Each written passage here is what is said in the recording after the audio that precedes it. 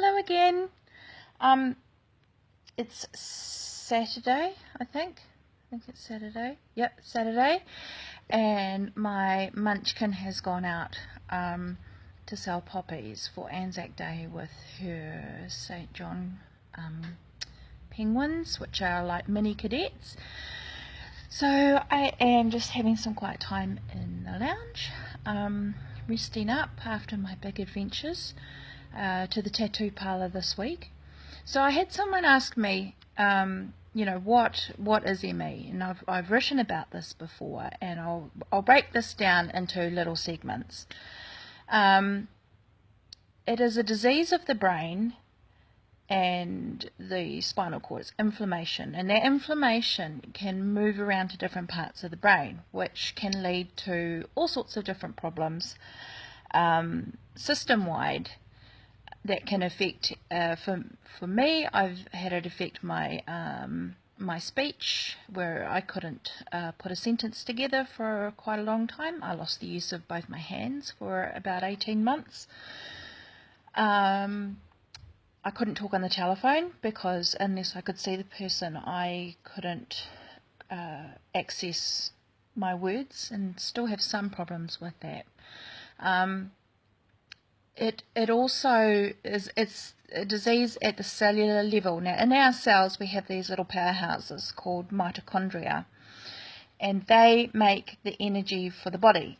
Now, what happens with someone with ME is that the cell can't transfer the calcium from the outside of the cell to the inside of the cell so that the mitochondria can then turn that into energy. And this is where the research is becoming really exciting, because they're finding the biomarkers about this, which will make diagnosis so much quicker, because at the moment it's a diagnosis of attrition.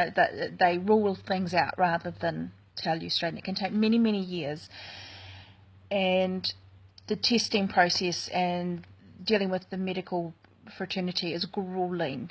And sadly, one of the highest things that people with ME die of is suicide, just because of the process and the medical prejudice that there has been around this disease, which I'm very happy to say is changing. And there's a worldwide movement now to educate the medical profession around this. But it can still be extremely grueling, and pain is a huge factor. All our pain receptors can be turned on, and pain relief doesn't help that, because it's not necessarily the reason that something isn't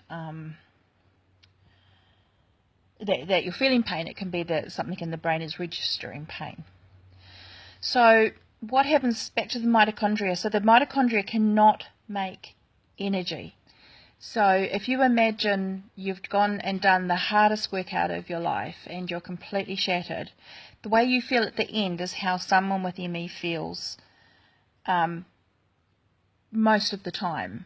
There's no regeneration because our cells cannot make energy, and that is where the fatigue, extreme fatigue, and the other problems come into it, because if your body can't use the fuel to make energy, you're already, you know, that's a broken machine. And our machines, our bodies are broken at the cellular level.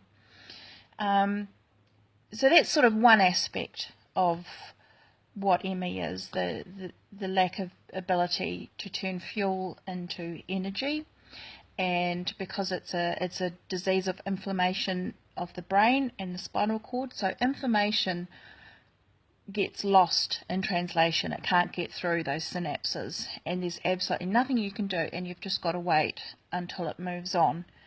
So I'm going to stop this video now, and I'll continue this in another video so that they're not too long. Okay, I'll be back.